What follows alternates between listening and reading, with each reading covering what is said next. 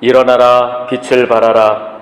이는 내 빛이 이르렀고 여호와의 영광이 내 위에 임하였음이니라. 보라, 어두움이 땅을 덮을 것이며 캄캄함이 만민을 가리려니와 오직 여호와께서 내 위에 임하실 것이며 그 영광이 내 위에 나타나리니 나라들은 내 빛으로 왕들은 비치는 내 광명으로 나아오리라. 아멘. 찬송과 영광과 존귀를 받으시기에 합당하신 하나님, 예수님의 십자가 은혜로 저희를 죄와 사망에서 구원하여 주시고 거듭난 성도가 되게 하사 날마다 생명길을 걸어가게 하시니 감사합니다. 오늘 거룩한 주일을 맞이하여 주님께 찬송 부르며 하나님을 만나는 예배 자리로 나오게 하시니 감사합니다. 베풀어 주신 크신 사랑과 구원의 은총에 감사하며 오직 성삼위일체 하나님께만 예배드립니다. 우리가 드리는 찬송과 기도와 예물과 헌신을 기쁘게 받아 주옵소서. 예수님의 이름으로 기원하옵나이다. 아멘. 사도신경으로 우리의 신앙을 고백합니다. 나는 전능하신 아버지 하나님 천지의 창조주를 믿습니다. 나는 그의 유일하신 아들 우리 주 예수 그리스도를 믿습니다.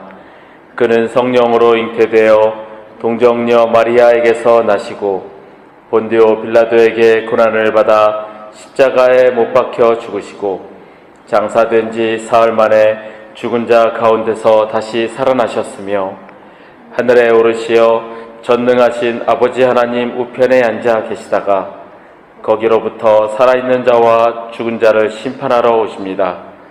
나는 성령을 믿으며 거룩한 공교회와 성도의 교제와 죄를 용서받는 것과 몸의 부활과 영생을 믿습니다. 아멘.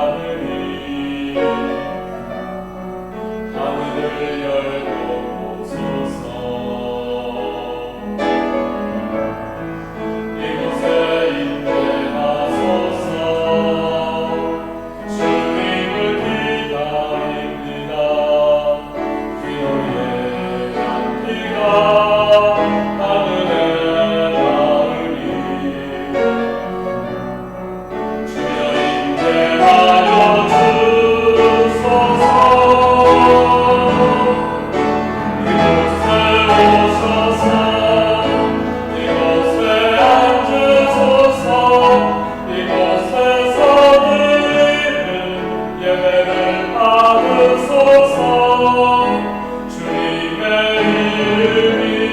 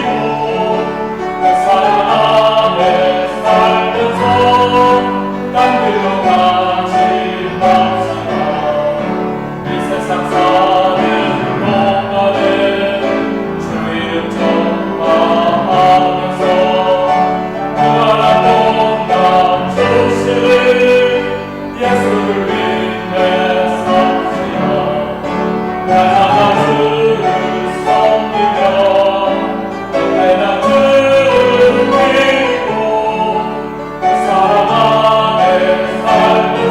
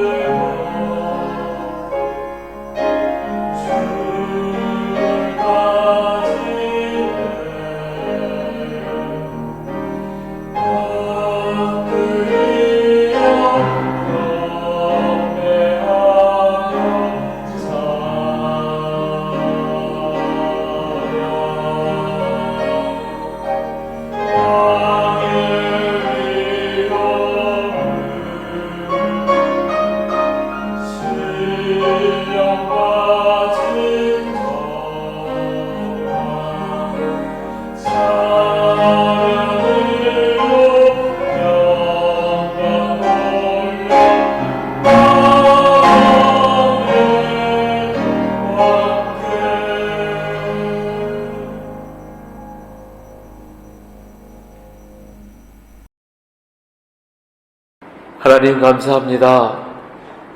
우리에게 주를 허락하시고 주님 전에 나와 예배할 수 있게 하시니 주님 감사합니다. 이 시간 오직 주님만 바라보며 주님께만 예배하는 시간 되게 하여 주옵소서. 저희들 이 세상을 살아갈 때 아무 힘없고 힘든 세상을 살아가지만 주님께서 우리와 함께 하심으로 늘 승리하는 삶을 살게 하시니 주님 감사합니다. 내 힘으로 된 것이 아니고 오직 주의 능력으로 주님께서 함께 하시니 그 은혜에 늘 감사하며 살아가는 우리가 되게 하여 주옵소서. 이 시간 주님께 예배드립니다. 우리 예배를 받으시고 오직 주님만 영광 받아 주옵소서. 이 시간 처음부터 끝까지 주님 임재하시어 우리의 예배를 받아 주옵소서. 감사드리며 예수님의 이름으로 기도하옵나이다. 아멘.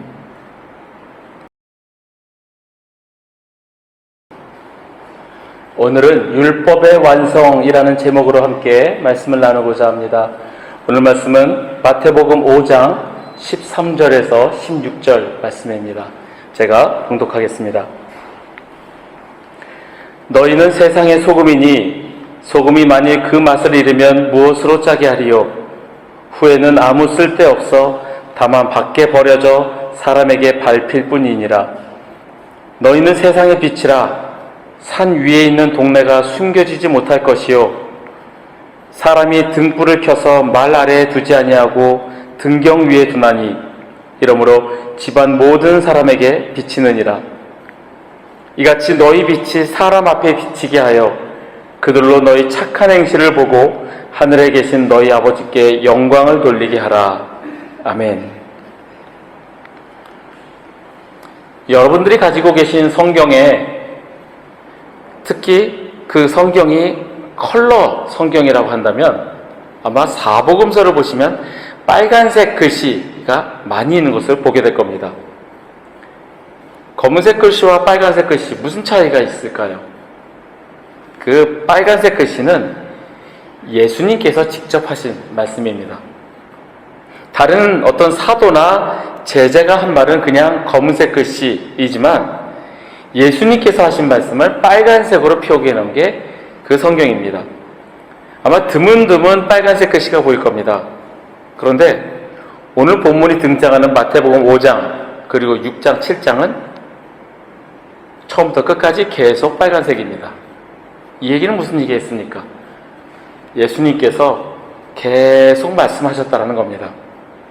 즉 처음부터 끝까지 예수님께서 하신 말씀이라는 거죠. 우리가 흔히 산상수훈이라고 알고 있는 그 말씀이 마태복음 5장에서 7장까지입니다. 이 산상수훈, 저는 가끔 그런 생각을 하는 게, 성경을 우리가 보면서 우리가 과연 예수 그리스도의 기독교를 믿는가 아니면 다른 훌륭한 신학자의 종교를 믿는가, 가끔 우리가 잘못된 생각을 할 때가 있지 않을까 생각을 해봅니다. 특히 신약 성경의 대부분을 집필한 바울 사도, 물론 바울이 신학을 집대성하고 그 기초를 만든 것에 의존해서 바울의 서신서들을 읽으면서 자칫 잘못하면은 그 사람을 우리가 추종하는 것이 될 수 있지 않을까라는 생각을 해봅니다.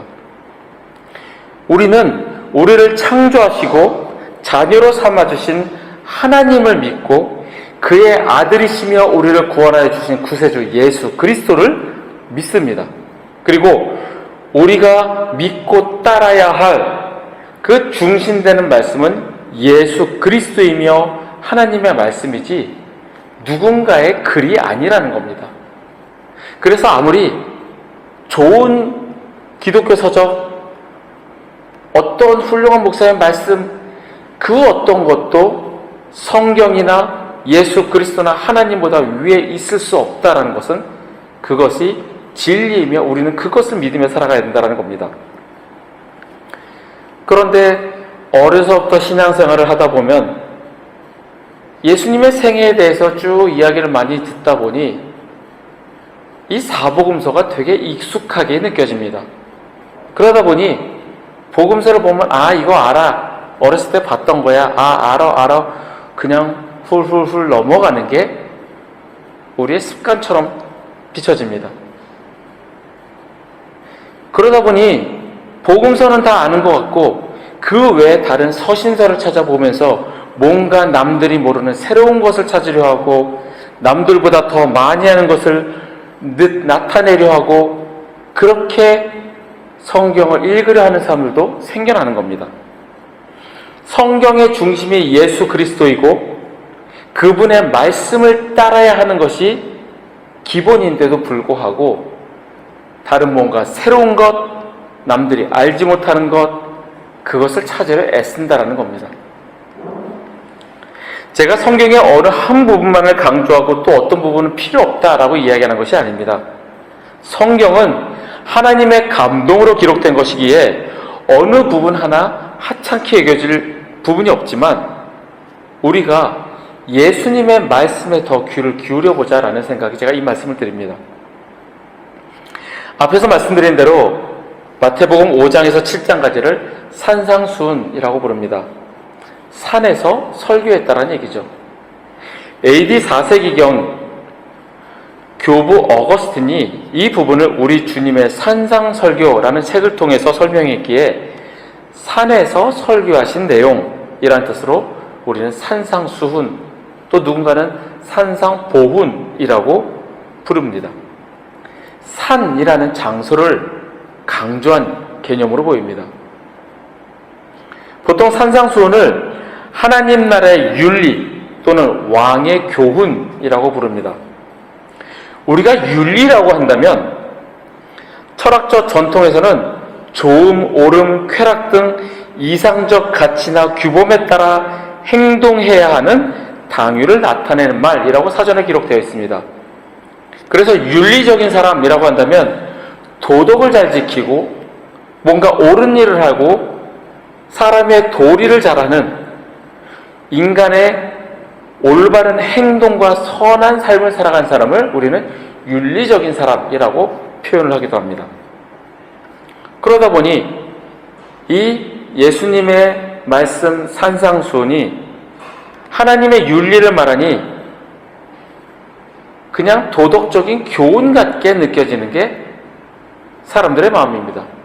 특히 처음에 팔복으로 시작하니 복 받기 위해서 복을 준다니 이렇게 해야지 라는 것으로 또 잘못 오해할 수도 있다는 겁니다. 여러분들 한번 집에 가셔서 한번 네이버에 산상수훈 한번 쳐보시죠. 그러면 이 산상수훈이 원불교 대사전에도 등장을 합니다. 원불교 대사전에서 이렇게 설명을 합니다.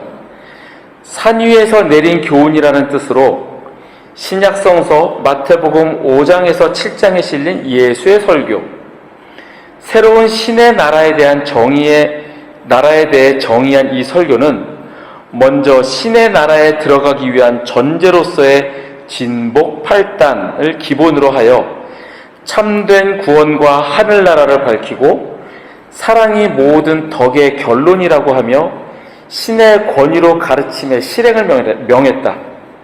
기독교 윤리의 대헌장으로 내적이며 도덕적인 종교를 가르치고 있다는 점에 특색이 있다. 여러분들은 어떻게 느끼십니까? 뭔가 좀 이상하지 않습니까? 윤리적으로 살아가고 쉬운 말로 착하게 살아가고 사랑이 모든 덕의 결론이니 그렇게 살면 천국에 간다.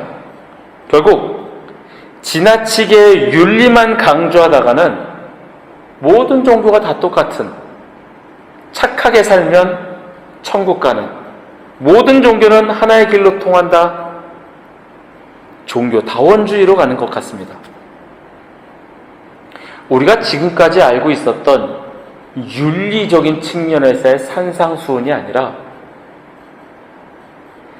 그것에서 벗어나서 이 말씀의 중심이 무엇인가, 우리는 이 말씀 속에서 무엇을 깨닫고 어떻게 살아가야 하는가, 이것을 살펴보고자 합니다. 단지 착하게 살아라, 심하게 엄격하게 아주 작은 것에도 죄를 짓지 마라, 이런 윤리가 아니라 예수님이 중심이 되시는 그 말씀으로서 한번 살펴보고자 합니다. 산상수훈의 내용 가운데 이런 내용이 있습니다. 형제를 향하여 화를 내면 심판을 받게 되고, 욕하면 잡혀가고, 미련한 놈이라고 한다면 지옥불에 들어간다고 합니다. 이 세상에 남아있을 사람이 있을까요? 오른쪽 눈이 실족하게 하면 빼어버려라, 이 말씀을 모두 지키고자 한다면 이 세상에 두 눈 가진 사람이 있을 수 있을까요? 양손도 없을 겁니다. 여기서 예수님께서 말씀하시는 이 요구들은 우리가 지키기 힘든 그러한 윤리적인 요구입니다. 그러다 보니 이 말씀을 문자적으로 해석해서 이 말씀대로 따라가기 위해서 어떤 사람들은 금욕주의를 지키기 위해 산으로 동굴로 들어가서 수도원 생활하기도 합니다. 또 어떤 사람들은 적당히 타협합니다. 예수님의 말씀은 그냥 그렇게만 말씀하셨지 그 정도로 지키라는 건 아니야 라고 타협을 하는 거죠. 우리가 이 말씀을 받아들일 때 생각해야 될 것은, 우리가 이 예수님의 말씀을 받아들여 제자가 될 것인가, 이것입니다. 저렇게 어려운 요구사항을 지켜라, 그럼 제자가 될 것이다, 하기 힘듭니다. 하지만 우리 마음속에 과연 우리가 주님의 제자로 순종할 것인가, 이것을 생각하라는 겁니다. 제자란 성경을 통해서 어떤 교훈들을 찾아내는 사람이 아닙니다. 앞에서 설교하는 사람이 성경을 찾고 기독 서적을 읽으면서 설교를 잘 쓰고 그것을 앞에서 전달만 잘한다고 해서 그 사람이 예수님의 제자를 할 수 없다라는 겁니다. 성경에 지식이 가득하다고 해서 윤리적으로 옳은 사람, 착한 사람이라고 해서 예수님의 제자라고 할 수 없습니다. 즉, 이 산상수훈이라고 불리우는 이 윤리적인 말씀을 지키는가 지키지 않는가가 제자의 기준의 척도가 될 수 없다는 겁니다. 중요한 것은 우리가 거듭남으로 인해 우리 안에 성령님이 계시도록 하나님의 생명이 우리 안에 있고 우리가 주님의 말씀에 순종하는 그 상태가 바로 우리가 제자라는 사실입니다. 제자는 많이 알고 있는 사람이 아닙니다. 똑똑한 사람이 수제자가 되는 것이 아닙니다. 제자는 주님께 순종하는 사람, 주님과 깊은 관계를 가지고 살아가며 하나님의 말씀을 묵상함으로 성령께서 주님의 말씀을 생각나게 하시고 우리가 그 처한 상황 속에서 말씀을 적용하게 하심으로 그 말씀에 순종하는 사람이 바로 제자입니다. 예수님의 이 가르침에 순종하려고 하면 처음엔 아주 불편합니다. 왜냐하면 주님의 가르침과 우리의 본성은 반대되기 때문입니다. 하지만 우리가 주님께 순종하게 되면 우리 안에 놀라운 변화가 있게 되고 우리의 현실적인 삶이 달라지게 됩니다. 제가 요즘 입버릇처럼 하는 말이 기적 속에 살아간다입니다. 주님의 말씀에 순종하려고 노력을 합니다. 그렇다고 해서 제가 윤리적으로 완벽한 사람도 아니고 지극히 착하고 착한 사람도 아닙니다. 늘 죄를 지으며 살아갑니다. 하지만 말씀을 읽고 주님의 사랑과 은혜에 감동하고 감사합니다. 찬양을 들으며 다시금 깨닫고 주님께 고백합니다. 저희가 이곳 말레이시아에 올 때 아무 계획도 없이 와서 지금까지 살면서 하나님의 은혜로 살았음을 고백합니다. 아무 능력도 없고 가진 것도 많지 않은데 이렇게 지금 살아가고 있다는 그것이 기적입니다. 더 뭔가 풍성하고 더 뭔가 대단한 일을 이루지 못했다고 하더라도 지금 이렇게 살아가고 있는 그 자체가 기적이라는 사실입니다. 그래도 주의 종으로 살겠다고 다짐하고 결심하고 그렇게 살아가니 이렇게 살게 해주시는 겁니다. 작은 순종에 주님께서 응답하시고 우리를 변화시켜 주십니다. 그러한 작은 순종이 주님의 제자가 되는 길입니다. 주님께서 말씀하시는 이 지나칠 정도로 엄격한 윤리적인 요구에 나는 그렇게 할 수 없어, 머리를 흔들 것이 아니라 주님의 말씀에 순종하고자 하는 그 결심이 먼저 우리 안에 있기를 바랍니다. 주님의 제자로 살겠습니다. 말씀을 읽고 주님과 교제하며 주님의 제자로 순종하겠습니다. 성령님 내 안에 오셔서 나를 주장하시고 나를 회개하게 하시고 주님의 제자로 살아가도록 도와주옵소서라고 기도하시는 저와 여러분이 되기를 간절히 소원합니다. 두 번째로 오늘 말씀에 너희는 세상의 빛과 소금이라 이렇게 말씀하십니다. 우리는 구제할 때에 오른손이 하는 것을 왼손이 모르게 하라 이 말씀을 새기며 조용히 신분을 숨기며 살아가려고 합니다. 그래서 그리스도인임을 드러내지 않으려고 합니다. 왜냐하면 부끄럽기 때문에. 제가 예전에 그랬거든요.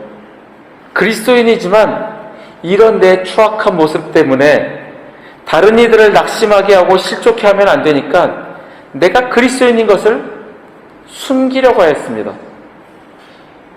그러면서 우리는 선한 영향력을 이야기합니다. 그리스도인으로서의 선한 영향력, 남들이 보이지 않는 곳에서 조용히 하는 것을 우리는 좋게 여깁니다. 겉으로 보여지는 모습에 집중합니다. 하지만 우리에게 중요한 것은 주님께 집중하는 섬김입니다. 우리가 하나님께서 원하시는 것에 집중하면 우리는 성화됩니다. 윤리적으로 깨끗하고자 노력하는 것보다 하나님께서 원하시는 것에 집중할 때 우리는 거룩해집니다. 세상 사람들 가운데 착한 사람 많습니다. 예수를 믿지 않으면서도 착하게 자기가 번 것을 기부하고 사람들을 돕고 그런 사람들은 많습니다. 윤리적으로 옳고 윤리적인 사람으로 살아가는 사람들은 많습니다. 하지만 우리가 그리스도인으로서 살아가야 할 길은 하나님께 집중하는 것, 하나님께서 원하시는 것에 집중하는 삶이 바로 우리 그리스도인의 삶이어야 한다는 겁니다. 집중은 우리의 마음을 모아 하나님이 원하시는 것에 초점을 맞추는 것입니다. 영적인 집중, 오직 하나님께만 집중하는 것, 바로 우리에게 원하시는 모습입니다. 예수님께서 우리에게 세상의 빛과 소금이 되라 말씀하셨습니다. 주님께서는 그리스도인의 정체에 대해서 말씀하실 때 사람들 눈에 가장 잘 띄는 것을 사용하셨습니다. 소금, 빛, 산. 조용히 하는 것이 아니라 드러나는 빛이며 소금이 역할을 분명히 하는 산 위에 있는 동네, 이렇게 표현하셨습니다. 즉 주님께서는 너희 가정에서, 사업장에서, 교회에서 이와 같이 되어라. 내가 함께하는 사람들에게 조롱을 받든 존경을 받든 상관하지 말고 그들의 눈에 잘 띄는 두드러진 그리스도인이 되라, 이렇게 말씀하시는 겁니다. 진리를 감추지 말고 주님의 진리를 당당하게 선포하는 자가 되라, 이렇게 말씀하시는 겁니다. 소금은 우리 삶에 꼭 필요합니다. 하지만 그 소금 자체는 불이익을 당합니다. 상처에 소금을 바르면 소금은 상처 부위에 고통을 줍니다. 하나님의 자녀들이 하나님을 모르는 자들 틈에 있으면 그 사실만으로도 고통을 당할 때가 있습니다. 그리스도인이라는 이유로 미움을 받기도 합니다. 이러한 멸시와 고통을 받음에도 살아갈 수 있는 이유는 예수 그리스도를 통해 하나님과 바른 관계를 유지할 때 우리는 살아갈 수 있습니다. 초대교회 당시 주님의 제자들은 그들이 속해 있던 사회에서 완전히 격리되었고 언제 죽을지 모르는 그런 두려움 속에 살았습니다. 심한 박해를 받았습니다. 그럼에도 그들이 신앙을 유지할 수 있었던 이유는 내가 결국에는 뭔가를 얻을 것이다라는 그러한 보상심리 때문이 아니라 주님과의 바른 관계 덕분이었습니다. 주님의 가르침대로 살아갔고 위협과 고난 속에서도 소금과 빛의 역할을 하며 살아갔기에 그들은 주님과의 관계를 깊게 가짐으로 신앙인으로 살아갈 수 있었습니다. 그 결과 그리스도인의 숫자는 날로 늘어만 갔습니다. 우리가 주님과의 바른 관계에 있다면 어떤 어려움과 고통이 더해지는 상황 속에서도 소금과 빛의 역할을 우리는 할 수 있습니다. 또한 너희는 세상의 빛이라 이렇게 말씀하셨습니다. 빛은 더럽혀질 수 없습니다. 어느 곳에도 빛이 들어가면 그것은 밝아지고 희망이 보입니다. 우리에게 세상의 빛이라 말씀하시는 것은 좀 더 좋은 환경, 평등한 세상, 이런 사회적인 것만을 일하는 사회 개혁자가 되라는 것이 아니라 하나님의 빛으로 주님을 모르는 이들에게 하나님께로 가는 길을 알려주기 위해 내 삶을 드리라는 말씀입니다. 다시 말씀드리면 주님의 진리를 선포하고 복음을 전하는 자가 되라, 이 말씀입니다. 그 말씀 속에는 가난한 자들을 구제하고 어렵고 힘들어하는 자를 도와주고 그런 것들이 포함이 되어 있지, 그것이 중심이 되어서 그것만을 위해 살아가는 것이 아니라는 겁니다. 예수 그리스도가 나의 구세주이며 그분을 영접하고 그 이름을 믿음으로 하나님의 자녀가 되는 권세를 다른 이들이 누리게 하는 것이 바로 우리의 사명이라는 겁니다. 주님과의 바른 관계를 통하여 이 세상의 빛과 소금이 되시기를 바랍니다. 주님의 명령에 순종하는 마음으로 늘 주님이 나의 중심이 되는 그러한 삶이 되기를 간절히 소원합니다. 말씀을 정리합니다. 오늘 말씀의 제목이 율법의 완성인 이유는 산 위에서 하신 예수님의 설교, 윤리를 지키고 착하게 살아가라, 그러면 하나님 나라에 들어갈 것이다, 이것이 중심된 주제가 아니라 그 중심은 율법의 완성이신 예수 그리스도이시기 때문입니다. 율법을 폐하러 오신 것이 아니라 완성하기 위해 오신 예수 그리스도, 그분이 중심이기 때문입니다. 산상수훈이라고 불리우는 이 말씀을 통하여 우리는 지극히 윤리적이며 엄격한 잣대로 평가하는 법을 배우라는 것이 아닙니다. 주님의 말씀을 듣고 제자로 순종하고자 하는 결심이 우리 가운데 있기를 바랍니다. 내 마음대로 살면서 내 뜻대로 내 기대대로 하나님이 움직여지기를 바라는 것이 아니라 하나님의 말씀에 의해 변화되어 순종하는 제자가 되기를 바랍니다. 빛과 소금이 되라 말씀하십니다. 척박하고 타락한 이 세상에서 내가 중심이 아닌 예수 그리스도를 나의 중심에 삼고 복음의 진리를 선포하고 전하는 우리 모두가 되기를 원합니다. 내 삶의 중심이 나가 아닌 오직 예수 그리스도가 되시기를 간절히 소원합니다. 함께 일어나셔서 우리 찬양하시겠습니다.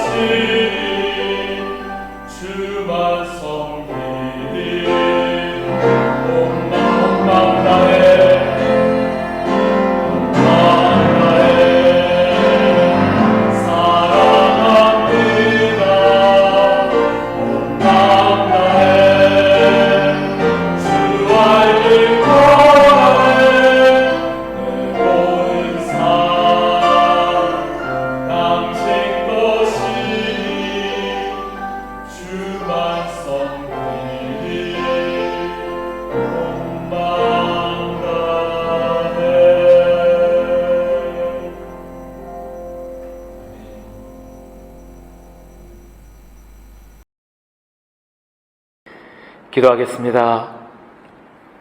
하나님 감사합니다. 우리 안에 주님을 나의 주인으로 모시고 주님께 순종하는 제자가 되기를 원합니다. 주님, 우리가 이 땅에서 그리스도인으로 살아가며 세상의 소금과 빛의 역할을 하며 주님을 드러내고 주님에 집중하며 주님의 진리를 선포하며 살아가는 우리 모두가 되게 하여 주옵소서. 늘 주님과 깊은 교제를 통하여 주님을 나의 중심에 모시고 살아가는 우리 모두가 되게 인도하여 주옵소서.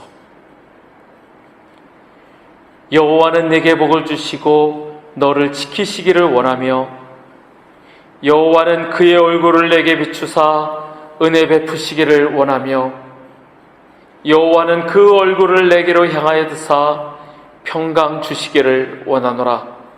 지금은 우리를 구원하신 우리 구주 예수 그리스도의 은혜와 독생자를 보내어 죽이시기까지 우리를 사랑하신 아버지 하나님의 크신 사랑과 우리 안에 계시며 우리가 말씀대로 살아가도록 도우시는 성령님의 교통 역사하심이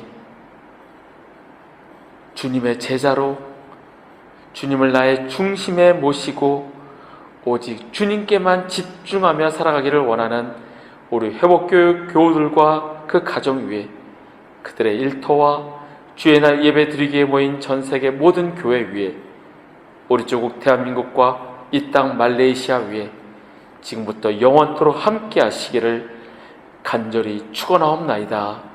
아멘.